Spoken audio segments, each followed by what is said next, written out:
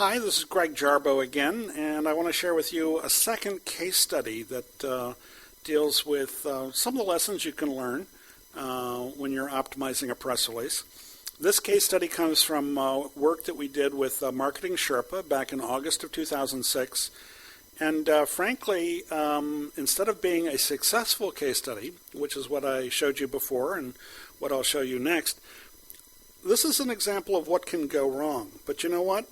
Better you should learn from somebody else's mistakes than to have to make them yourself. So let me give you some background. MarketingSherpa has been writing about this tactic for a couple of years now. In fact, they've even gone so far as to call it the tactic known as SEO PR. And since our company is SEO PR, I suppose I should be flattered, although I'm sure I've got a lawyer somewhere who's going to be nervous.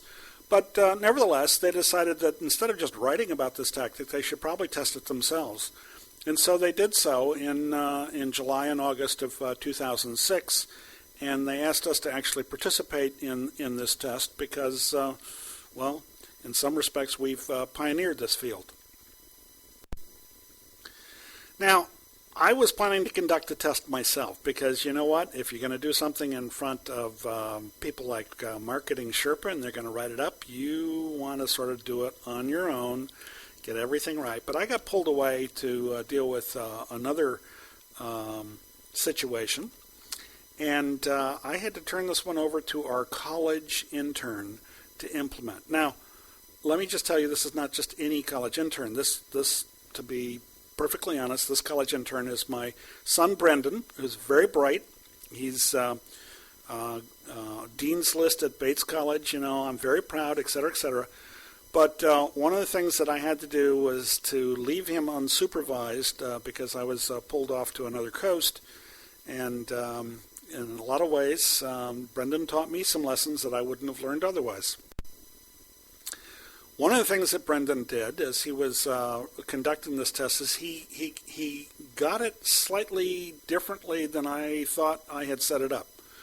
So I wanted to run an unoptimized release against an optimized release, issue them both at the same time, and see the difference.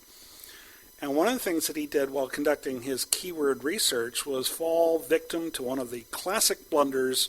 No, this is not a land war in Asia. He tried to optimize for one-word terms. And he saw that the one-word blog was much more popular than the plural version blogs, and that the one-word podcast was much more popular than the plural version podcasts.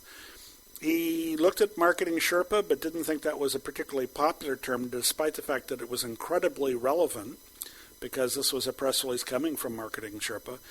And he didn't even think to look at a two-word term like lead generation, which is a popular two-word search term that this announcement was also about, because he found his big terms in blog, blogs, podcast, and podcasts.